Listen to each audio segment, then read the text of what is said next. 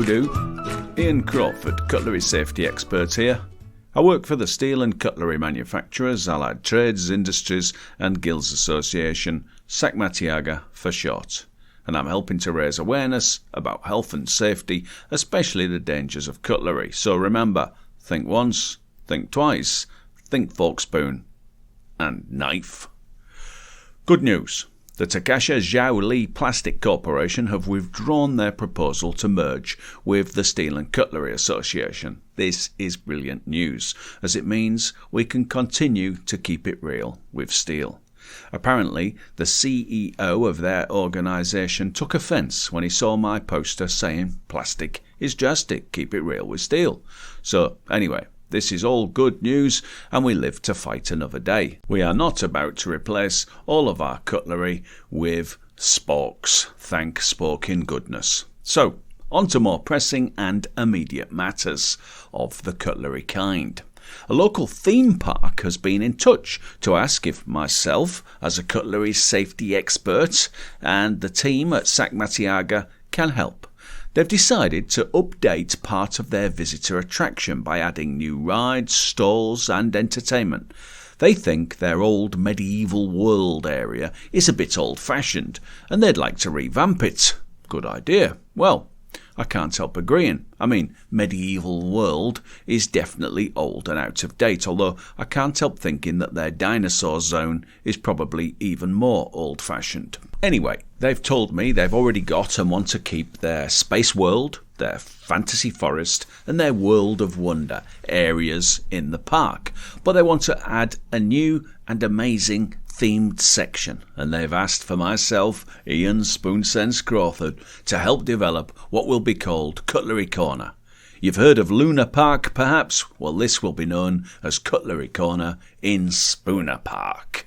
There'll be a cutlery-themed roller coaster, of course, billed as the best forking coaster in the world. You queue and enter through the kitchen door, and then you climb into a vehicle shaped like a giant cutlery drawer.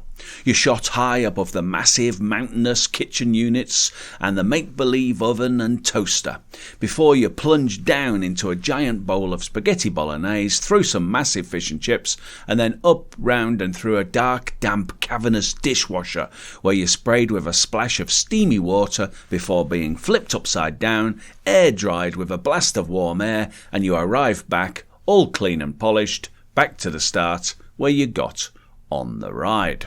Off you get, and while dizzy and confused, you're offered the chance to buy a photo of your amazing experience for just $19.99. On your way, exiting through the gift and cutlery advice shop, you can invest in a baseball cap with a pretend fork sticking out it, saying on the front, I just survived the cutlery coaster. And for those on a lower budget, we'll have spoon pens and novelty knife and teaspoon key rings. You get the idea. So, that's the roller coaster dealt with, but there is plenty more fun for the whole family. The easiest ride for us to introduce will be the teaspoon ride. This is actually the teacup ride with spinning teacups, but we're using it to remind people to use spoon sense. The cups will have giant teaspoons welded to the side, and instead of general music, we'll just have a safety message and a song, probably sung by me, to remind people to stir once, stir twice, leave the spoon, move on, spoon sense. It might go something like, if you want to save a life, just put down your knife. Don't be a dork, never run with a fork. When it comes to safety, you can't sit on the fence. Hey everybody, just use spoon sense. I'm working on it, but hopefully I can get a band together and we can pop down the recording studio and get that ready for the opening of the theme park. So, look out for the teaspoon ride. We expect long queues. We also have adapted a merry-go-round carousel, and instead of galloping horses, we have the option for kiddies and adults alike to sit on giant butter knives, forks and soup spoons. It will be known as the Cutlery Carousel. We're working in conjunction with SACMATIAGA Research Department because we will be making a note of which cutlery items people run to sit on first, and over the years we can average the results and see which cutlery item is the most popular. And although people may have favourites, and after years of research we may find a winner, we would always like to remind cutlery users that they can't afford to have favourites. You must treat all cutlery items with equal respect. In fact, take a tip from me, Ian Crawford, treat your cutlery items like I treat my lady friends. Give them all equal respect. Maybe take them out individually at the weekend, give them a once-over, check them for defects, and every now and then give them a good polish. There'll be plenty of places to eat, by the way, at Spooner Park Cutlery Corner, and we'll insist on diners sitting down and using it keep it real with steel cutlery. Yes, even when eating pizza, cutlery. Yes, even when eating a donut, cutlery. Yes, even when eating candy floss, cutlery. We're not sure whether to go for a 4D surround sound movie theatre where visitors are fully immersed in the history and the development of cutlery. Although, just in case, I have written the introductory part. Here we go. Ever since the dawn of time and the Big Bang, human beings have extracted raw materials from their surroundings to craft and create. They have built shelter and invented a range of objects and devices. First the wheel, the sword, the axe, and much, much later the digital watch and digital fitness device and step counter. Once human beings had mastered the art of metal extraction, it was only a short evolutionary jump, and before we knew it, cutlery was born, and mealtimes would never be the same again. You get the idea. Visitors would probably move around in small cutlery-shaped vehicles, taking in the sights and sounds and relishing in the history of cutlery. Maybe, or alternatively, we may have a live-action music and dance theatre experience. Think Beauty and the Beast meets Cirque du Soleil. We'll have men and women dressed in fork and spoon costumes on noisy, high-powered motorbikes, jetpacks and trampolines and trapezes. We'll be able to sell light-up LED cutlery that kiddies and adults can wave in the air, whilst reminding people about the dangers of cutlery as our fully trained performers run, tumble and leap through burning hoops of smoky flames while holding a range of cutlery items, all to demonstrate the dangers of fooling around with cutlery.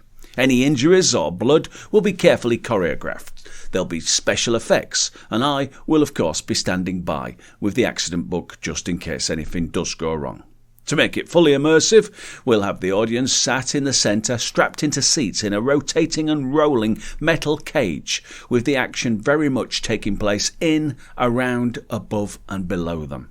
If we get permission, we may use live elephants and tigers in the final part of the show, but these will have been humanely subdued using the latest advances in narcotics, pharmaceuticals and surgery to minimise the chance of these wild animals going rogue, loco or too crazy. In fact, I think the finale, to be safe, may just feature a performer in a half-tiger, half-teaspoon costume. And in the centre of the giant teaspoon will be an eye looking back at the audience. Come with me, just picture the scene.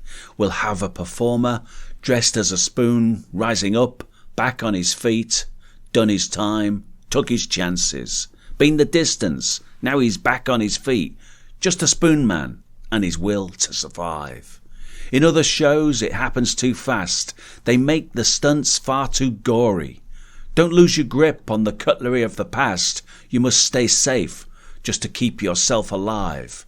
It's the eye of the teaspoon, it's the thrill of the knife, rising up to the challenge of our stirring. And the last known survivor forks his prey in the night, and he's watching us all with the eye of the teaspoon. Sounds good, doesn't it? So, yes, good news. Later this year, you and your family will be able to visit Cutlery Corner at Spooner Park. Discounts available in advance with a special spoon for one offer. Come with any teaspoon item or dressed as any cutlery item and get 10% off at the snack stall, whether you're eating spoon dogs, pop forks or knife cream. Please note, these discounts do not apply to branded beverages, and terms and conditions apply. They cannot be used in conjunction with any other offer, and the discount could be removed at any stage, including at the point you try and use it. Please check with your serving operative before proceeding with any financial transaction. We do recognise that the purchase of snacks at theme parks can result in spending way more than you had ever thought possible, and that's why we have introduced our Easy Spend payment system. Ask for details on our Buy Now, Feel Queasy Later, and live with a deep, painful regret for the next 12 months as we deduct an annoyingly substantial amount of money for something you didn't enjoy and didn't really want in the first place. Well, that's it. Apart from a quick message from our main sponsor, the Tallahassee Bagel Company, they say if you like bagels, if you really like bagels, then you really should be buying your bagels from the Tallahassee Bagel Company. Thank you to them. So that is it. Thanks for listening. Be sure to tell your friends and family about the podcast and share the podcast as wide as you can, because together we can help make this world a happier, but most importantly, a safer place. Think once, think twice, think fork, spoon, and knife. And whatever you do, please practice spoon sense, stay safe, but most of all, stay cutlery safe.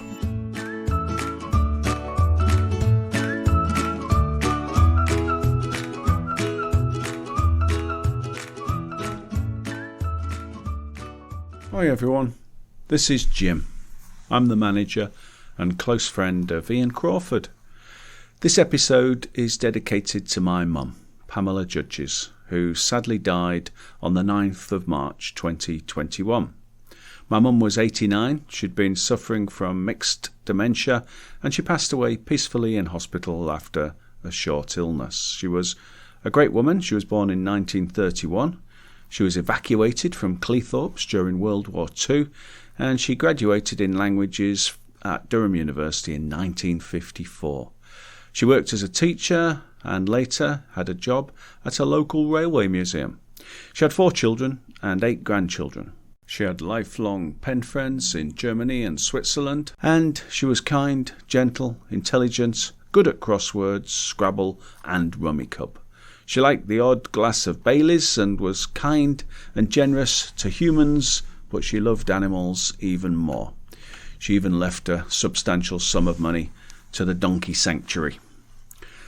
So this is a good episode to dedicate to my mum, because when she was 5 years old or so, the kids of Cleethorpes, they got a free ride at the Wonderland amusement park.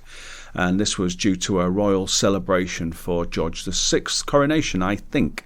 Anyway, it was so busy with kids that they squeezed 3 kids into the ghost train carriage designed for 2. My poor mum on the outside, a skinny young kid, she fell out in the dark inside the ghost train ride on a tight bend and she broke her arm. They had to stop the ride, turn on the lights and retrieve her.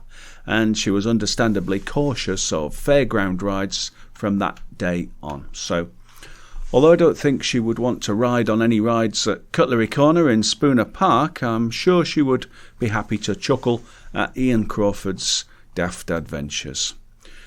All kids like to ask adults, especially parents, to look at me.